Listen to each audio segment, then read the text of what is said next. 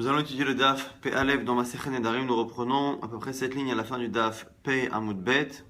Verameh de Rabbi Yossi, on va trouver une contradiction entre deux enseignements de Rabbi Yossi. L'enseignement chez nous dans la Mishnah qui a l'air de dire que finalement, selon Rabbi Yossi, le fait de ne pas se laver n'est pas considéré comme un inouï. Donc une femme qui fait un éder de ne pas se doucher, ou qui jure de ne pas se doucher, eh bien, on ne considère pas ici qu'il y a un inouï nefesh au point que le mari peut annuler le neder. Donc la Gemara nous dit, Rabbi Yossi, on va objecter par une contradiction entre deux enseignements de Rabbi Yossi. Donc chez nous, qui dit que le fait de ne pas prendre une douche, c'est pas considéré comme un nefesh, comme une souffrance. Maintenant il y a une braïta. Mayan shebne ha'ir. S'il y a maintenant une source qui part d'une ville et qui va à une autre. Hayen ve hayaherim. Hayen kodmim hayaherim. Si l'eau n'est suffisante que pour alimenter les habitants de la première ville, d'où la source jaillit, mais pas les habitants de la seconde, eh bien ce sont les habitants de la ville d'où la source jaillit qui sont prioritaires. Hayen, Kodmin, Hayachim, c'est leur vie qui passe avant celle des autres. Behemtam ou Behemat Harim, Behemtam Konemet et Behemat Harim, lorsqu'il y a un conflit pareil entre les troupeaux d'une ville et de l'autre, c'est les troupeaux de la ville d'où jaillit la source qui sont prioritaires. Gvisatan ou Gvisat Harim, Gvisatan Konemet et Gvisat Harim, si pareil ils doivent utiliser l'eau pour laver les vêtements, eh bien c'est la ville d'où jaillit la source qui est prioritaire. Hayi Aherim ou Gvisatan.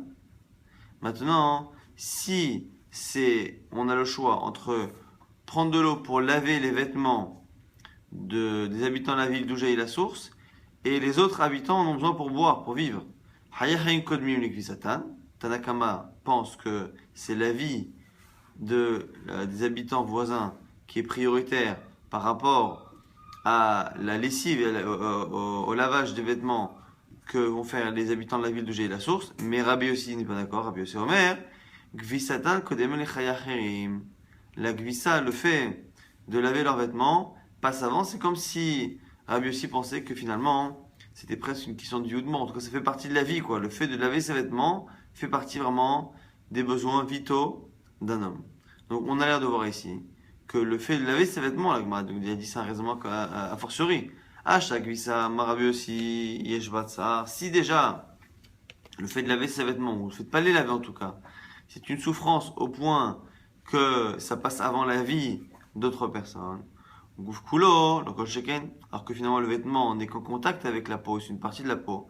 Celui qui ne se lave pas le corps complètement, a fortiori. Là, Gemara dit non, c'est différent. On peut effectivement dire que la gvissa, le fait de laver, de ne pas laver, c'est plus grave que le fait de ne pas se laver le corps. Amre'in, gvissa alima.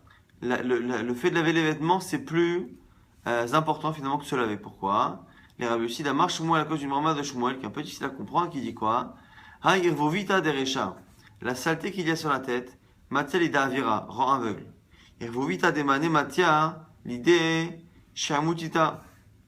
La saleté qu'il y a sur les vêtements, elle rend dingue, elle rend folle. Irvovita de goufa, matia l'idée shihane vechive.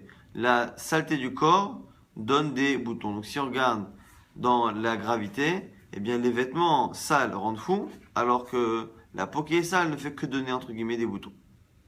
Donc c'est la raison pour laquelle, selon Rabbi Yossi, c'est pas une contradiction du fait que d'un côté ils nous disent que le fait de pas laver ses vêtements c'est plus grave, c'est chaynefesh kelou, mais le fait de pas se laver le corps ne rentre pas là-dedans. À ce propos, on a un rapport 3 à la 3 conseils qui ont été donnés depuis Eretz Israël. Shalchumitam, d'Eretz Israël, ils ont envoyé 3 conseils. Izaru be'arvovita. Faites attention à la saleté de manière générale, à laver les vêtements, à se laver. Izaru be'habura. Faites attention aussi d'être toujours en groupe pour étudier la Torah, en moment chavruta à 2, mais de ne pas étudier la Torah seul. Et Izaru be'minaniyim, shemehen etc. Et faites attention aux pauvres et aux fils des pauvres, c'est-à-dire enseigner la Torah aux enfants des familles pauvres. Pourquoi? Chez Neymar, car c'est marqué Izal Maim Midalia. Et ici, Midalia, normalement, c'est des puits, mais on fait un jeu de mots, une racha. Izal Maim, l'eau va couler. Donc ici, Maim, c'est la Torah. L'eau où la Torah va couler midalav, de ces pauvres, comme si c'était les pauvres d'Akadosh Baruch Hu qui faisaient jaillir de l'eau. Chez Mehet et Torah, car souvent la Torah, elle sort des pauvres pour plusieurs raisons, parce qu'ils sont pas occupés à travailler, parce qu'ils sont modestes naturellement, et que la modestie est nécessaire pour apprendre la Torah. En tout cas, quoi qu'il arrive, on dit de faire attention à trois choses: la saleté, le fait d'étudier en groupe et le fait d'enseigner la Torah aux enfants des familles pauvres. Dans toujours le même sujet, pourquoi c'est pas si fréquent que les Talmidei Chachamim descendent eux-mêmes de Talmidei Chachamim? Amar Rav Yosef, plusieurs raisons.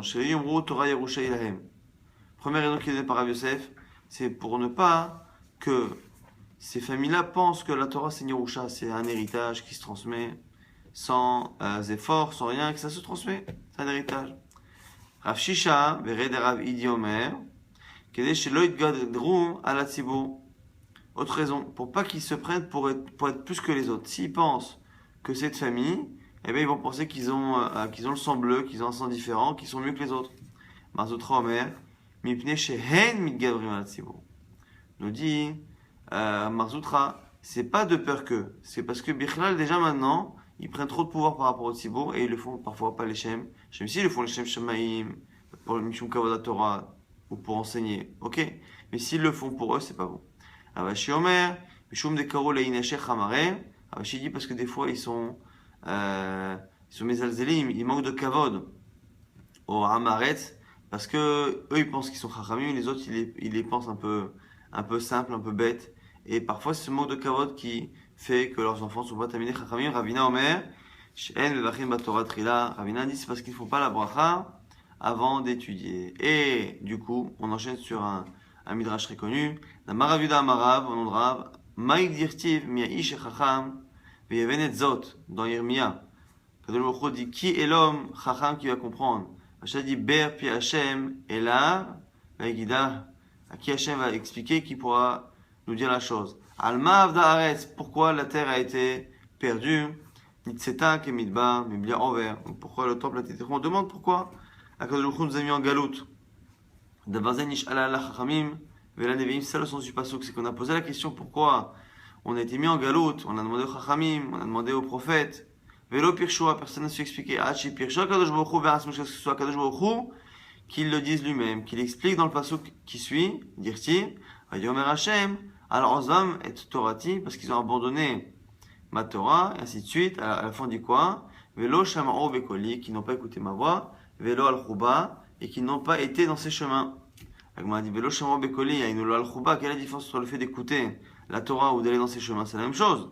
Amarav Amarav, shenevachim batorah trila, c'est quoi qui n'ont pas été dans les chemins? C'est qu'ils n'ont pas béni avant. Ici, bon, il y a beaucoup dans les commentaires, beaucoup d'explications pourquoi exactement, c'est quoi l'idée. Il y en a qui disent que vraiment il ne faisait pas la bracha, il y en a qui disent qu'il la faisait, mais que l'essentiel ici, c'est qu'il n'avait pas forcément de grande estime pour l'étude qu'il faisait. Il ne le faisait peut-être pas avec la bonne kavana, avec la bonne intention. C'est la raison pour laquelle on considère que c'est comme s'il n'avait pas fait de bracha. Avant qu'il arrive, il y avait un chisaron, un manque dans l'étude de la Torah. Même si c'était une génération qui étudiait beaucoup, il y avait un manque que ici on appelle le fait de ne pas faire de bracha avant. On revient à notre marloquette Rabbi Yossi et Rabbanan. Ici, Ba-Yehuda lo ata le metifta de Rabbi Yossi tlatayome. Ici, Ba-Yehuda n'est pas parti au vétérinaire de Rabbi Yossi, donc qui est dans la Mishnah, pendant 3 jours. Ashkeche Vardimus be Rabbi Yossi. Vardimus faisait Rabbi Yossi, il a trouvé, il a dit Amalé, Maïtama, Lotima, le même Midrasha de Abba, tlatayome, pourquoi tu n'es pas venu au vétérinaire de mon père depuis 3 jours? Amalé, qui t'a amené d'Abouk lo yadana echaitai. Il dit parce que ce que ton père a dit, je ne le comprends pas. Amalé, Leimamar, Maïka Amalé, dit Maïdana Tame, dis-moi ce que mon père a dit que tu n'as pas compris, peut-être que je t'expliquais. Amalé, Hadetania, Rabbi Yossi Omer, Gvisatan, Kodemen Echaya Herim, Kramenalan. Alors, il dit, mais je comprends pas. Ton père a dit, c'est la fameuse braïta qu'on a étudiée tout à l'heure, il a dit que lorsqu'on a 2 villes, une d'où jaillit une source, et l'autre qui ne peut qu'en profiter plus tard, eh bien, s'il y a un conflit, c'est la ville d'où jaillit la source qui a priorité pour utiliser l'eau pour laver ses vêtements par rapport à l'autre ville qui n'a pas de quoi boire. Il dit, mais je comprends pas, comment il peut apprendre un truc pareil si ce n'est avec un verset? Sur quel verset se base-t-il? Kramenalan, Amalé, Dirti, ou Mikreshem, Yuli Bemtam, Velichusham, Uchol Hayatam. C'est un verset dans le Bamidbar qui parle du fait que comme les Lévi'im n'ont pas de part réelle en Eretz Israël, eh bien chaque tribu avait l'obligation de leur créer des sortes de morceaux de ville dans lesquels ils vont s'installer. Et on dit que ces migrés Shehem là, ils seront pourquoi? L'Ivehem Tam pour leurs troupeaux, entre autres, ou le Richusham, et pour le peuple, ou le Chol Hayatam, et tous les biens, Chol Hayatam, et tout ce qu'on appelle Haya. Alors Haya ici, donc moi c'est quoi Haya? Moi Hayatan. Il est man Haya, si tu dis Haya c'est au sens propre, c'est les animaux. Alors Haya Bichlal Be'emahi. Ici, Haya, ce type d'animaux, est inclus dans le sens global de Behemtam, du troupeau des animaux qui sont marqués dans le début du verset. Donc c'est déjà écrit Behemtam, donc Hayatam ça sert à rien. Et là, Hayatam, c'est quoi Hayatam? Hayutam, Hayutam Amash, le fait de vivre. La Gemara dit, putain, c'est évident que ces villes-là, elles ne sont pas faites que pour les animaux et les biens, et ainsi de suite. Évidemment que c'est Hayuta pour y vivre. Alors quoi? Haya, ici, ça peut être quoi ici? Hayatam, Hayatam, ça peut pas être les animaux. Ça peut pas être la vie, parce qu'on sait très bien que c'est pour y vivre. Alors c'est quoi hein? Et la lave ça, c'est autre chose qu'on appelle la vie. C'est quoi? C'est par élimination, c'est forcément le fait de laver ses vêtements. Des Haikat Sarah, des Rebuvita, car il y a une souffrance de ne pas laver ses vêtements. Donc ici, c'est comme ça qu'on a trouvé une preuve dans la Torah, plus ou moins, selon Rabbi Yossi, pour expliquer que le fait de laver ses vêtements était prioritaire par rapport au fait de donner à boire à d'autres personnes, puisque c'est considéré vraiment comme un besoin vital. On a dit dans la Mishnah que, par exemple, le fait de ne pas se laver ou de ne pas se doucher, selon Tanakama, c'est Inouï Nefesh, c'est une souffrance pour la femme et donc l'homme peut annuler.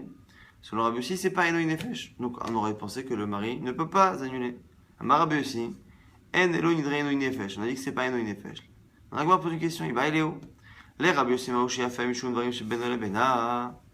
Est-ce que le mari, selon Rabbi aussi, peut tout de même annuler? Alors non pas évidemment Mishum Inouï Nefesh, que selon lui c'est pas une souffrance.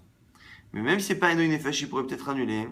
Mishum Varim Sheben Bena, car c'est une chose qui le dérange lui. On a dit que même si c'est pas une souffrance pour la femme, eh bien il y a une possibilité pour le mari d'annuler lorsqu'il est dérangé par la chose. Benole Bena, ça crée une situation qui est dérangeante pour le mari, pour le Shalom Bayit, eh bien il peut l'annuler. C'est la question de la Gemara.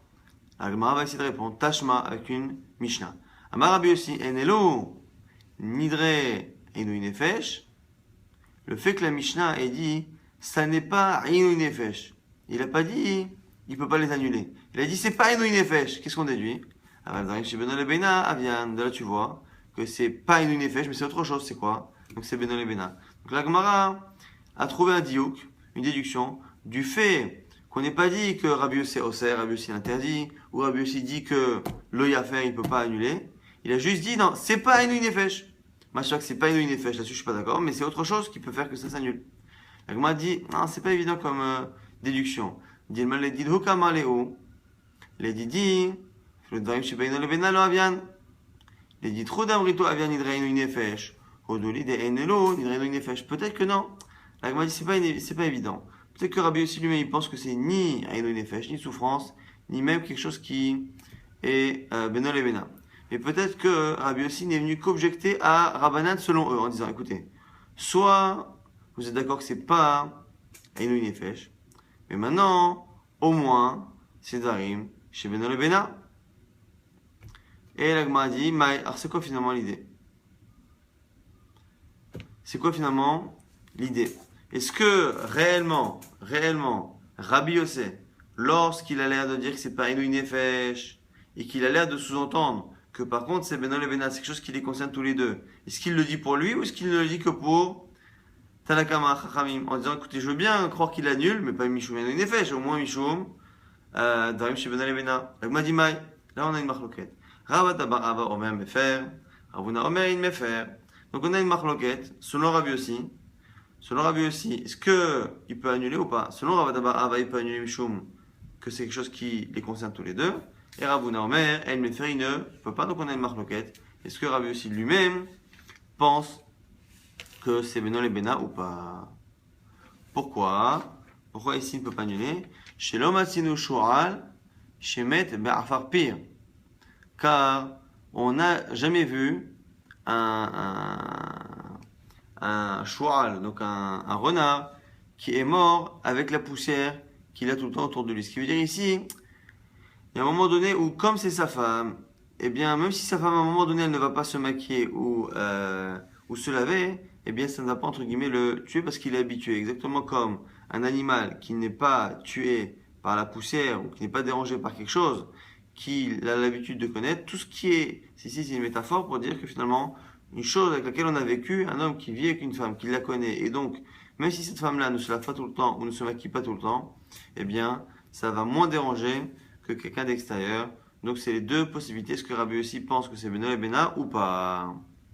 Tania qui va t'aider Ravada Balagma va dire qu'il y a une braïta qui penche comme le premier avis, c'est-à-dire que Rabbi aussi aurait l'air de dire que ça dérange un homme qu'une femme ne se lave pas. Même si ça dérange, c'est pas une souffrance pour la femme, ça dérange assez l'homme pour qu'il puisse annuler. D'où on apprend une Tosefta.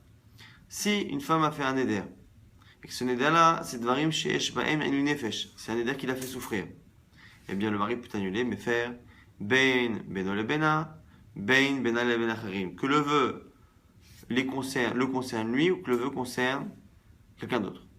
Shehen Bain Enu Nefesh, si la femme ne souffre pas de ce vœu, Beno le Bena faire, il peut annuler le vœu que si le vœu lui fait des problèmes avec elle, le dérange. Beino le Benacharim, si le vœu concerne un tiers, et non me faire. Il ne peut pas. Exemple, Ketzad. Amra kona perot alay. Si elle fait un édat de ne pas consommer de fruits, un résumé faire. Elle souffre, donc il peut l'annuler. Konam sheini osa. Les filles abba, les filles achicha, les filles avicha, les filles achi.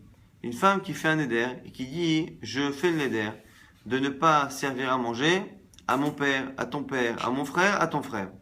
Et bien dans ces cas-là, ou chez l'Oeten, Teven ifne bem, Techoma im ifne bekacha, ou qu'elle fait le nida de ne pas donner à manger à ses animaux à lui, En yachol la femme ne peut pas annuler. Pourquoi? Parce que ni la femme elle souffre de cela, ni lui réellement ça fait des problèmes de shalom bayit. Pourquoi? Parce que même si dans l'absolu lui doit s'occuper de ses bêtes, lui doit s'occuper de son père, l'avdil, et donc du coup on aurait pu penser que le fait qu'elle refuse ça l'embête, il n'empêche ça l'embête, mais ça n'est pas quelque chose qui est réellement intime.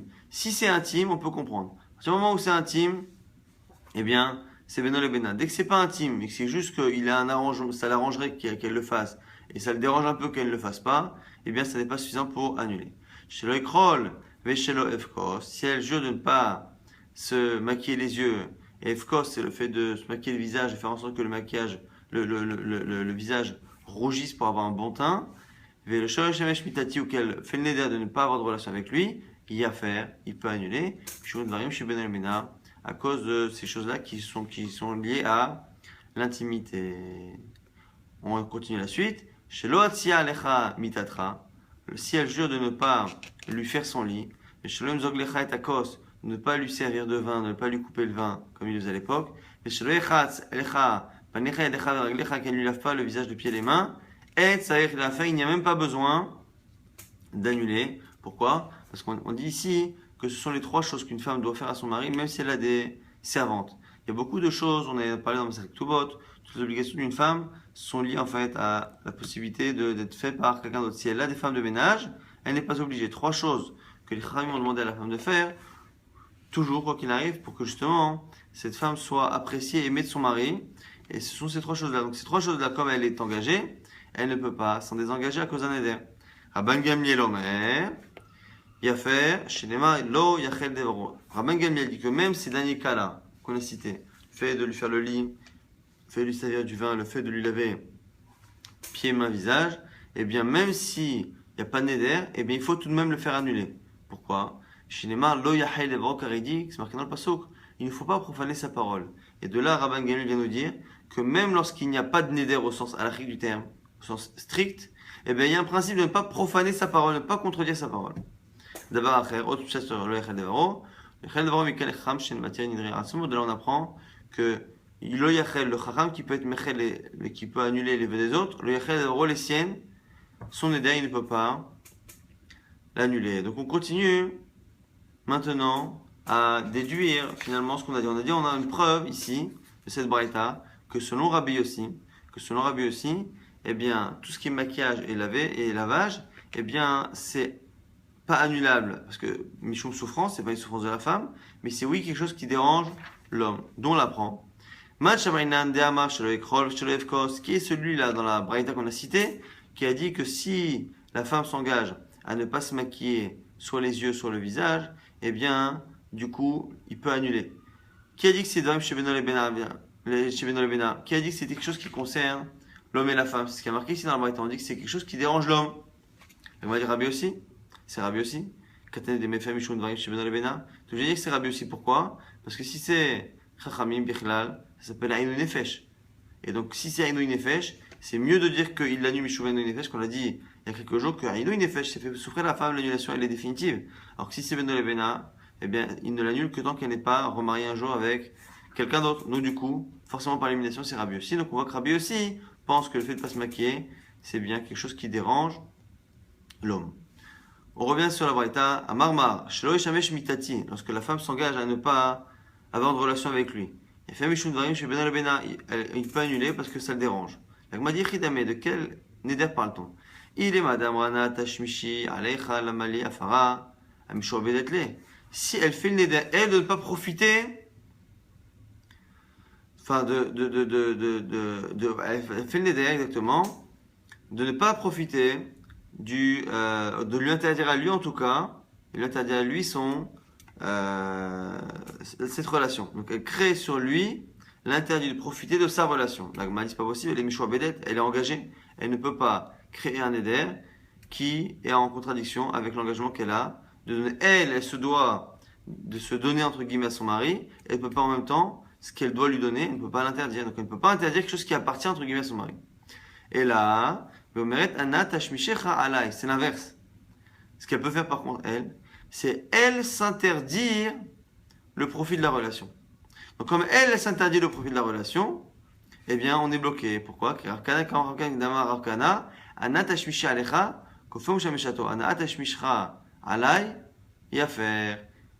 Arkana? Que effectivement, pareil, lorsque la femme dit qu'elle interdit à son mari la relation, ça ne marche pas, parce que cette relation-là, elle ne peut pas lui interdire parce qu'elle ne lui appartient pas, elle appartient entre guillemets à son mari.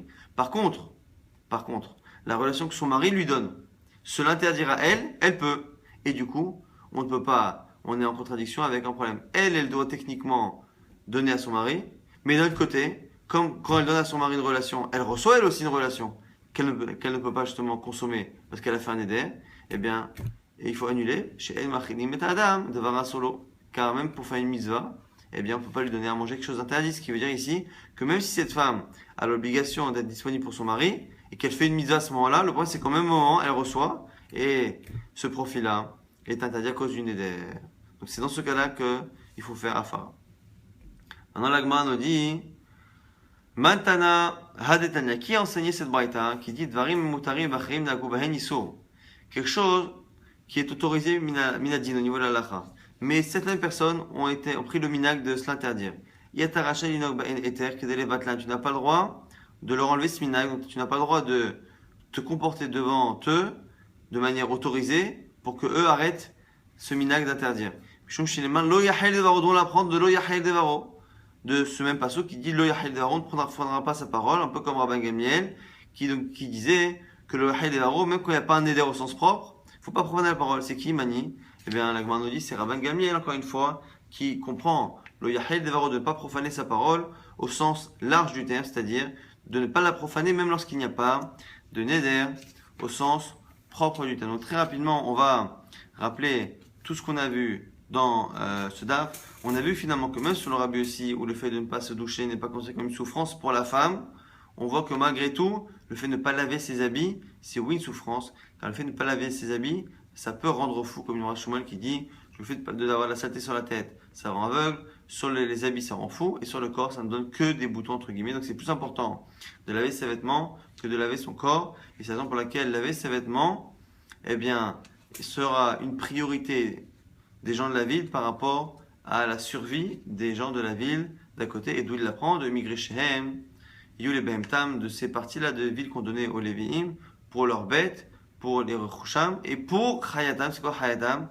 C'est leur survie. C'est quoi ce qui est la vie? C'est pas le fait de vivre évidemment, c'est le fait de laver ses vêtements. De là, on apprend que laver ses vêtements, c'est un besoin qui est primaire. On a dit de faire attention à la saleté, de faire attention à étudier toujours en groupe et de faire attention d'enseigner la Torah aux enfants des pauvres, car les enfants des pauvres, eh bien, sont ceux chez qui la Torah souvent sort Izalmaïm Midaliav ou Midalav, comme si la Torah ou l'eau sortait des pauvres. La Gemara donne plusieurs raisons pour lesquelles les Talmidei Chachamim n'ont pas toujours des enfants Talmidei Chachamim, soit pour pas qu'on pense que c'est un héritage, soit pour pas qu'ils se prennent pour mieux que les autres, soit parce qu'ils se prennent pour mieux que les autres, soit parce qu'ils ont tendance à manquer de kavod au Hamaret, soit parce qu'ils ne font pas la bracha avant d'étudier ou quelque chose qui ressemble à ça. En tout cas, c'est pour quelque chose qui ressemble à cela qu'on dit que le Beth Amikdash a été détruit, parce que justement, le Al-Khouba, ils n'ont pas été dans l'étude de la Torah exactement comme il faut, et donc c'est la raison pour laquelle on dit qu'ils ont mal fait la bracha ou pas fait la bracha, et donc du coup c'est pour ça